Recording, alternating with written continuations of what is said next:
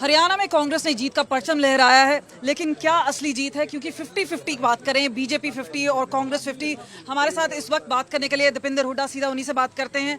जिस तरह से वोट परसेंटेज बढ़ा है, अब हरियाणा के असेंबली पोल्स भी नजदीक हैं, किस तरह से देखते हैं इस चुनाव के रिजल्ट्स? देखिए, सबसे पहले मैं हरियाणा वासियों का आपके माध्यम से बहुत बहुत धन्यवाद करता हूँ। हरियाणा वासियों ने जो इस चुनाव में पूरे प्रदेश के अंदर एक रिकॉर्ड मत प्रतिशत में बढ़ोतरी कांग्रेस पार्टी करने का काम किया है। आज लोकसभा चुनाव में देश में सबसे ज़्यादा विपक्ष की अगर वोट कहीं आई है एक प्रदेश में, 28 प्रदेशों में सबसे ज़्यादा मत प्रतिशत 48% हरियाणा के अंदर कांग्रेस गठबंधन ने हासिल करने का काम किया है। जो तमिलनाडु, महाराष्ट्र, उत्तर प्रदेश, कर्नाटक, तेलंगाना, जिन प्रदेशों में विपक्ष की सरकारें भी हैं, हमारी सरकारें, उन सबसे ज़्यादा 48% वोट यहाँ पे हरियाणा में आया है। और ना सिर्फ वोट परसेंट सबसे ज़्यादा देश में, जो वोट परसेंट में इजाफा हुआ 2019 लोकसभा चुनाव के मुकाबले में हमारा लगभग 20% वोट में अपस्विंग हुआ है, जो कि देश में सर्वाधिक अपस्विंग भी है।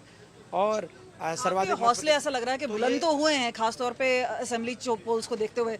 लेकिन साथ ही बात करें कि प्रधानमंत्री नरेंद्र मोदी का जो स्ट्रैटेजी है, जहां पे हमने देखा है कि 5 में से 3 लोगों को कैबिनेट में जगह दी गई है, खट्टर साहब को पावर दिया गया है, किस तरह से देखते हैं? और आपको लगता है कि इसका कोई स्पिल ओवर इफेक्ट होगा असेंबली पोल्स? देखिए,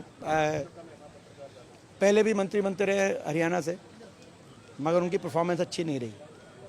आपको याद होगा, कैबिनेट मंत्री भी बने हरियाणा से, एमओएस भी पहले बने हरियाणा से, स्वयं जो 3 बने इनमें से 2 भी पहले थे, लेकिन परफॉर्मेंस नहीं रही। बहरहाल पोर्टफोलियो अलोकेशन हुई है। हम तीनों अपने जो मंत्री बने हरियाणा से, हमें खुशी है, हम उनको अपनी शुभकामनाएं देते हैं, वो परफॉर्म करें। असली बात है परफॉर्मेंस की। ये 10 साल की जो सरकार थी डबल इंजन, आपने देखा ये नॉन परफॉर्मिंग सरकार साबित हुई।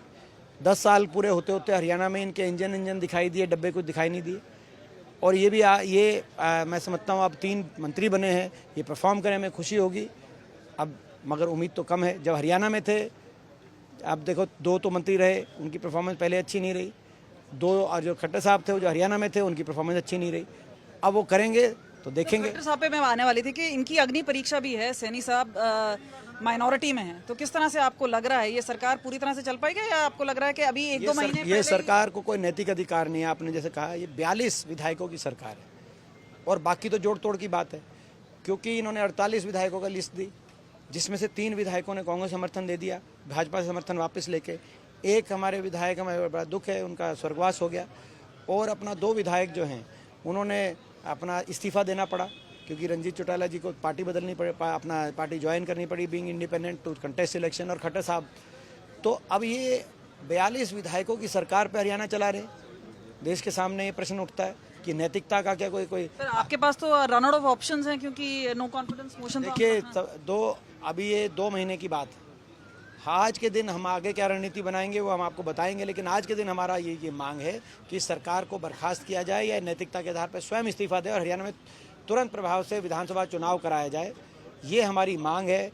राज्यपाल महोदय हमारी मांग पे विचार करें, ऐसा हमारा आग्रह। आज कल जो सीएलपी की मीटिंग थी हमारी विधायक दल की, जिसमें चारों हमारे सांसद भी शामिल थे, तो हमने यही मांग करी कि भाई ये तुरंत प्रभाव से राज्यपाल महोदय सरकार को बर्खास्त करके हरियाणा में चुनाव हो। आखिरी सवाल आपसे पूछना देखो, ये सरकार ना सिर्फ विधानसभा में अपना विश्वास का मत खो चुकी है, मगर ये सरकार जनता के दरबार में भी विश्वास मत खो चुकी है। कांग्रेस को ज्यादा मत प्रतिशत मिला है। जनता तय करेगी, लेकिन आखिरी सवाल आपसे जनता ने तय कर दिया।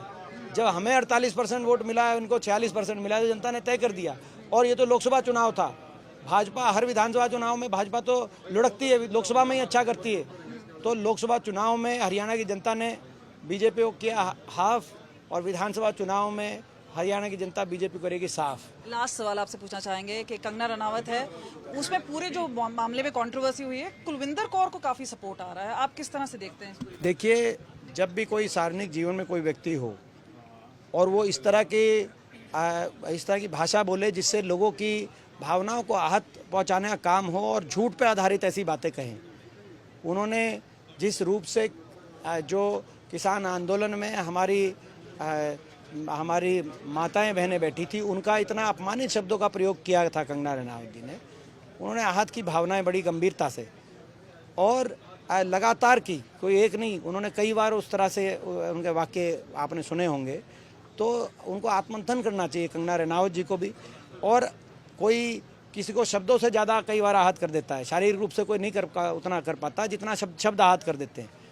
तो ये एक बात उनको समझनी चाहिए कि आहत वो करें तो उनको अधिकार, क्योंकि वो वीआईपी हैं, किसी कोई और आहत करे तो फिर आप उस पर प्रश्न उठाते हैं कि भाई कोई कानून अपने हाथ में ले ले।